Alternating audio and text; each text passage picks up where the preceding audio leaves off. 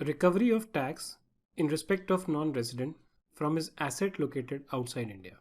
Section 228A। कभी कभी क्या हो सकता है कि मान लीजिए इंडियन गवर्नमेंट का एक DTAA है एक फॉरेन कंट्री के साथ। इस DTAA में कुछ प्रोविजंस होते हैं on recovery of tax. Suppose इस नॉन रेजिडेंट के एसेट हैं इंडिया के बाहर। अब इसने कुछ जेन्युइनली इंडियन गवर्नमेंट का टैक्स पे करना था जो नहीं पे किया। Then the Indian government can request the overseas government to recover such tax from the non-resident's property outside India. Where an assessee is in default, अगर कोई non-resident assessee default में है और is deemed to be in default in making payment of tax, इसने tax पे करना था, नहीं पे किया, the tax recovery officer may, if the assessee has property in a country outside India, right?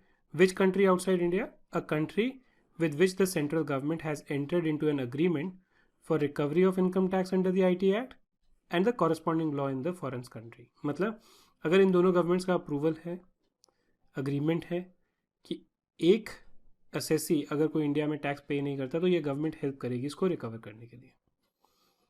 अगर ऐसा अग्रीमेंट है then the tax recovery officer में, if the assessee has a property in a country outside India, forward to the board. Board means the Central Board of Direct Taxes. A certificate drawn up by him under section 222, and the board may take such action thereon as it may deem appropriate, having regard to the terms of the agreement with such country. अगर board को लगता है कि ये जो tax recover करने का certificate है ये वर्थ है pursuing, obviously it has to be a big case. कोई छोटा मोटा केस हो 1 करोड़ का 50 लाख का, उसके लिए ऑब्वियसली दो गवर्नमेंट लेवल पे इन्वॉल्वमेंट नहीं होगा। बट हाँ, अगर टैक्स रिकवरी ऑफिसर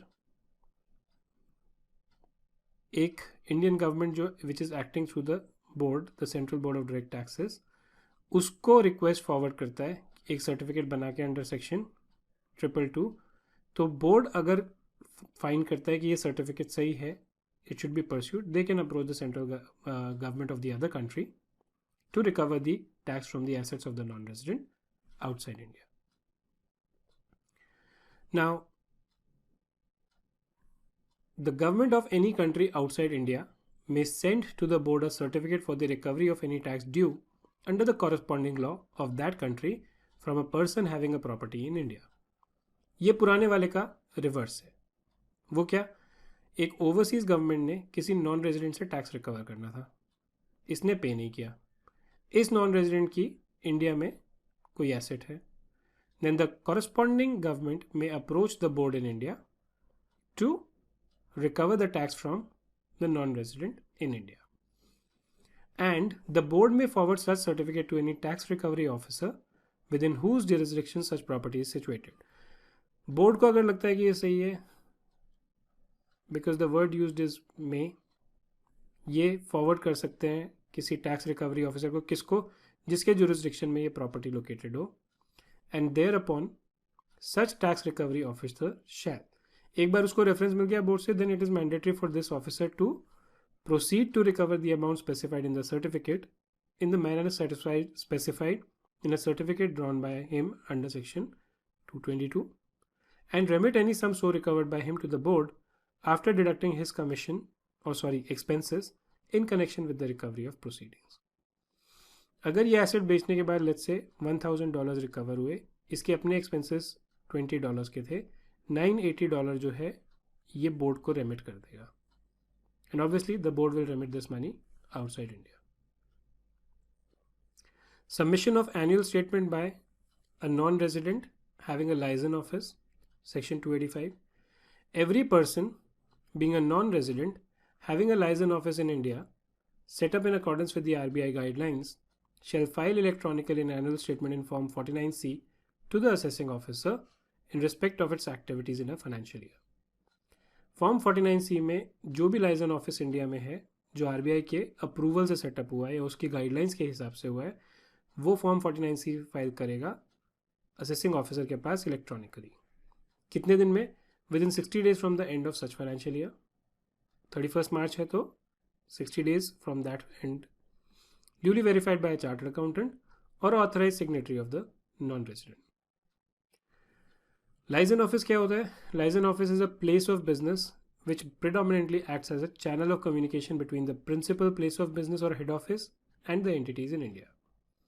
अगर एक नॉन रेजिडेंट को इंडिया में काम करना है, लेकिन इंडिया में काम करने से पहले वो ये देखना चाहता है कि ये मार्केट एक्चुअली में सही है या नहीं एक्सप्लोर करने के लिए, तो शुरू में बजाय कंपनी बनाने के वो एक लाइजन ऑफिस बना लेते हैं.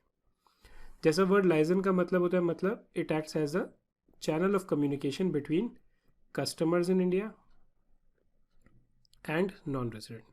लेकिन लाइजन ऑफिस को जो है परमिशन नहीं होती कमर्शियल एक्टिविटी करने की, but which does not have undertake commercial activity and maintains itself out of inward remittances receive from abroad through normal banking channel. इसका जो अपना खर्चा है वो कहाँ से आता है? नॉन रेजिडेंट भेजता है पैसा बैंकिंग चैनल्स के थ्रू, ताकि ये अपना खर्चा यहाँ पर कर सके. ये सिर्फ नॉन रेजिडेंट की बात इनको पहुंचाता है, इनकी बात नॉन रेजिडेंट को पहुंचाता है. अगर इससे ज़्यादा एक्टिविटी करते हैं तो इनके ऊपर टैक्स लायबिलिटी आ सकती है. अदरवाइज एलओ के ऊपर अगर आप जेन्यूनली एलओ वाली एक्टिविटी कर रहे हैं तो उनको टैक्स पे करने की ज़रूरत नहीं होती इंडिया में.